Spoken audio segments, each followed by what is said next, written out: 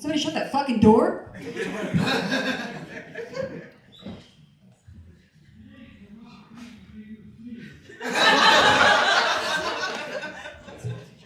This is my fan fiction about trivia night happening next door. Twilight fan fiction, but instead of being about the hot teenage vampires, it's about random side characters that only appear once in the entire series.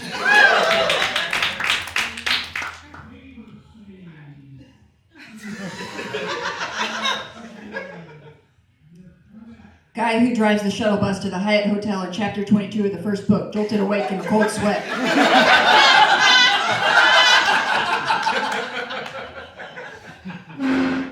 This was the third night in a row he had dreamt of him.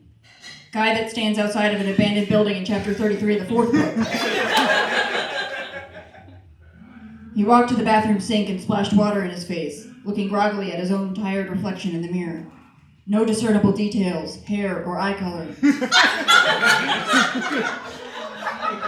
Because they were never described in the book.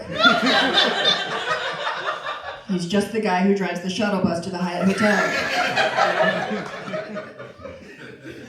I have to see him, he said to himself. But how?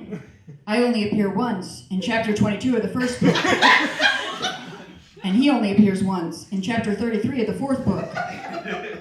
A solemn expression washed across his face that had no identifiable details or hair or an eye color. Imagine a frowny face drawn on a paper plate, because that's the amount of detail Stephanie Meyer gives to any character that isn't a hot underage vampire. Flash forward 2 weeks with a bunch of unaddressed plot holes. It's okay, this is a Twilight fanfiction. Guy who drives the shuttle bus to the Hyatt Hotel in chapter 22 of the first book watched the door of the Hyatt Hotel shuttle anxiously. Suddenly, it opened with a strong, confident movement. There he was, guy that stands outside of an abandoned building in chapter 33 of the fourth book. Now, the book does have a description for this character. Guy who stands outside of an abandoned building is, of course, black, because the Twilight books are racist. The book also describes him as whistling, reading a wet newspaper, and his first line of dialogue is, "Maybe you shouldn't park that car there, lady. It might not be here when you get back." Guy that stands outside of an abandoned building in chapter 33 of the fourth book gave a beaming smile. I guess I'll be the one driving the shuttle bus to the Hyatt Hotel today. Guy who drives the shuttle bus to the Hyatt Hotel in chapter 22 of the first book chuckled softly, then let his face fall. "What are you thinking?" Guy that stands outside of an abandoned building in chapter 33 of the fourth book asked playfully. "I don't know what to think," he responded with a sigh. "I never had any character development at all. My only line of dialogue in the entire Twilight series was, 'This is the shuttle to the Hyatt.'"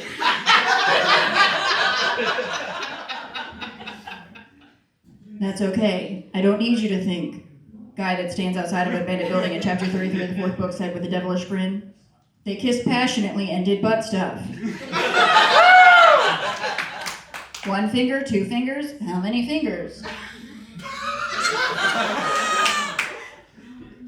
"Holly, this story is getting pretty intense and sexual.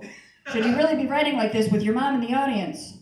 "Well, if she didn't want me writing like this, she shouldn't have let me move the family computer into my bedroom."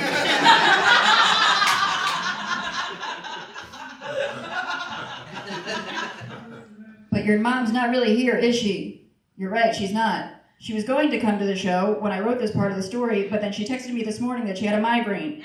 I think she was lying so she could go do poppers at the Insane Clown Posse concert." "Poppers? Don't you mean whippets?" said Guy who drives the shuttle bus to the Hyatt Hotel. "Guy who drives the shuttle bus to the Hyatt Hotel, you're down with the clown?" "I had a life before I was driving that shuttle bus." "Did you just make a Fast and Furious reference? How do you know about Fast and Furious?" "I don't know what you're talking about. How is that a Fast and Furious reference?" "Oh, well, in the Fast and Furious movies, anytime there's a wide open plot hole about a character's skill or experience, they just explain it away by having the character say, 'I had a life before you knew me.' Kind of like how when Twilight has a plot hole, they make a grown man fall in love with a baby." Fast forward another 2 weeks with more plot holes. They stand together in the woods. We need to be careful. There are hot, underage vampires about, said guy that stands outside of an abandoned building in chapter 33 of the fourth book. I don't know anything about that. I drive the shuttle bus to the Hyatt Hotel in Phoenix, Arizona, remember? Guy that stands outside of an abandoned building in chapter 33 of the fourth book gave a soft, menacing smile. Well, I do. He stepped into the sunlight to reveal that he was not actually a black man, but a Caucasian vampire, because the vampire transformation process removes all melanin.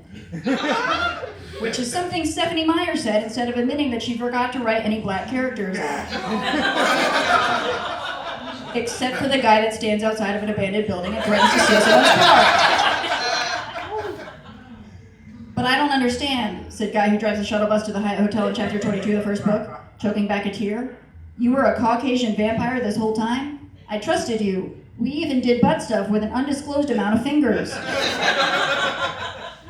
Guy that stands outside of an abandoned building in chapter 33 of the fourth book jumped forward, pinning guy who drives the shuttle bus to the Hyatt Hotel in chapter 22 of the first book against a tree by his neck.